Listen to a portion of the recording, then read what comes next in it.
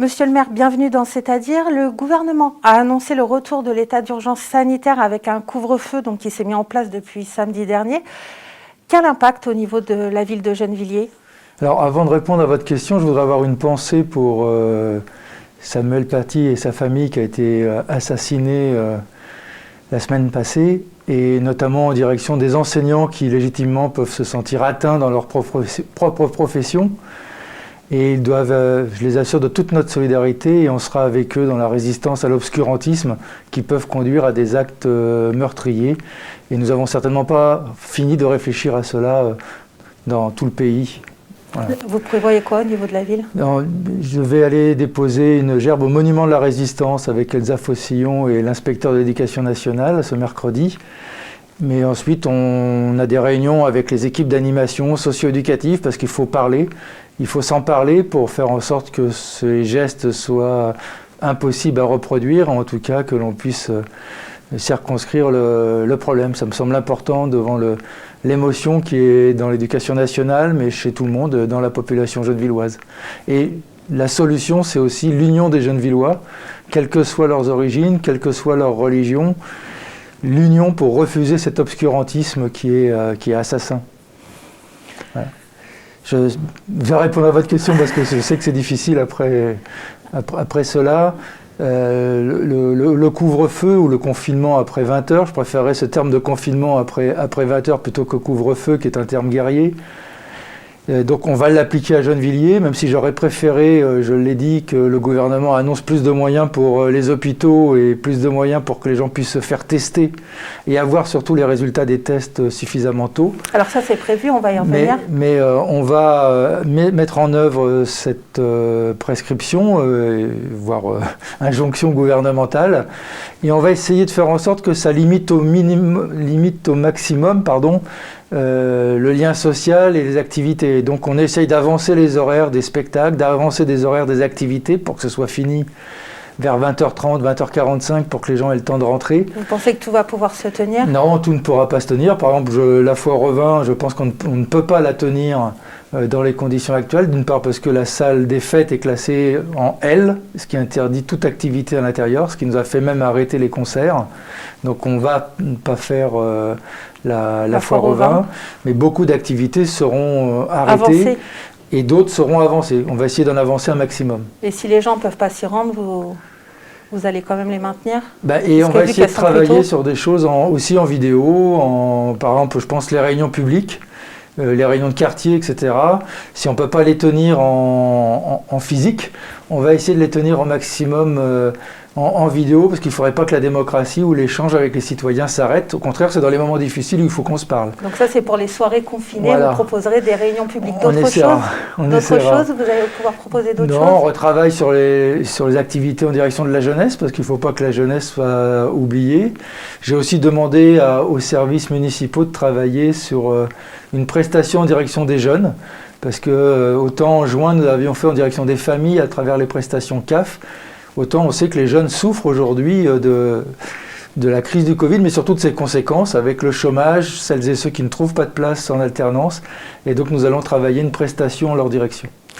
Le président et le gouvernement ont insisté sur le rôle des maires et des acteurs locaux pour appliquer notamment le couvre-feu, donc les soirées qui se terminent à 20h. Comment comptez-vous faire ?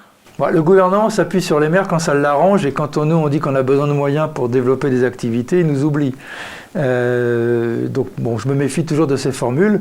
C'est le commissariat de Gennevilliers qui est chargé d'appliquer la mise en œuvre de ces mesures, et puis nous les appliquerons pour nous-mêmes, et puis nous allons faire circuler dans les quartiers à partir de mercredi des médiateurs qui passeront le soir, en soirée, avant le couvre-feu, mais aussi après le couvre-feu, pour discuter avec celles et ceux qui ne le respectent pas, pour qu'ils prennent conscience des dangers qu'ils font peser pour eux-mêmes, mais surtout pour les autres et leurs familles, et leur propre famille et leurs proches, en ne mettant pas un coup d'arrêt à la diffusion de ce virus. Alors, comment allez-vous aussi déployer les tests antigéniques prévus par le gouvernement ? Alors, pour rappel, c'est quasi comme les tests PCR, Mais le système permet d'obtenir les résultats dans la demi-heure. Donc là, c'est prévu par le gouvernement. On devrait avoir des tests. Oui, alors le gouvernement avait annoncé des tests massifs et le résultat, c'est qu'à Gennevilliers, plus personne ne peut se faire tester sur Gennevilliers parce qu'il n'y a pas de réactifs dans les labos privés. Donc le CMS a été obligé d'arrêter parce qu'on était en lien avec un laboratoire privé. Et les laboratoires privés de Gennevilliers n'en ont plus, alors, sauf s'ils ont été approvisionnés il y a 2 jours. Donc moi j'attends que ça arrive et sinon ce seront les laboratoires qui les mettront en place.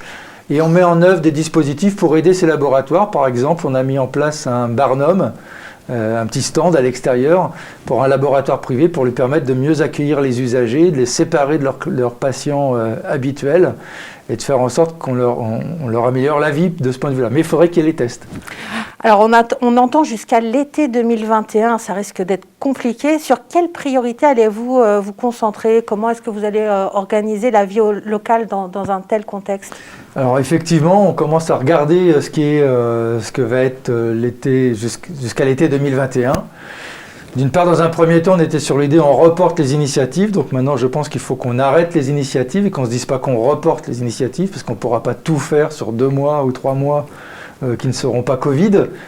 Et donc, on va travailler à avoir des initiatives compatibles avec le confinement le soir ou l'existence du virus encore. Et donc, ça, c'est devant nous, ce travail-là.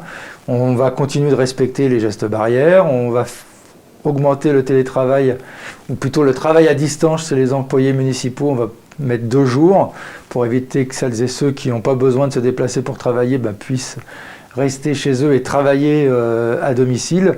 Il y a plein de mesures que l'on est en train de travailler à mettre en œuvre et qu'on réfléchit aussi au fur et à mesure. Dans son allocution, il a précisé que les services publics comme la Poste doivent pouvoir continuer à fonctionner normalement. Oui, mais continuer, ce serait bien, mais il faudrait qu'ils commencent à fonctionner normalement parce qu'ils ont quand même, avant le Covid, ils avaient déjà arrêté de fonctionner normalement. Alors là, vous parlez de travail à distance pour les agents municipaux. Qui peuvent, parce que forcément, tous les métiers, garder les enfants, ça ne peut pas se faire à distance, nettoyer les rues, ça ne peut pas se faire à distance. Il y a quand même beaucoup de métiers dans la mairie qui ne peuvent pas se faire à distance. En fait, ceux qui peuvent travailler à distance sont surtout dans cette tour. Il n'y aura pas forcément d'impact sur les usagers gennevillois alors? Non, parce que la question c'est d'assurer la poursuite du service public. Alors on sera amené à alléger des choses, à stopper des activités, puisque si elles ne sont pas compatibles avec le Covid, faut se dire qu'on les arrête. Il faut qu'on regarde aussi comment les agents qui ne travaillent pas puissent être en renfort sur des activités où on a besoin de renfort, parce que nos agents aussi peuvent attraper le Covid ou être malades. Il y a d'autres maladies que le Covid d'ailleurs, et qui rendent difficile la poursuite du service public. Je pense que des fois, il y a des écoles, quand l'enseignant est malade, ça tombe sous le sens qu'il n'y a pas classe, mais quand c'est des hommes et des femmes de service qui sont malades, ça peut empêcher le bon déroulement de la cantine ou autre. Et donc ça, il faut que nous, on arrive à le travailler. On arrête là, on se retrouve dans 2 semaines dans C'est-à-dire.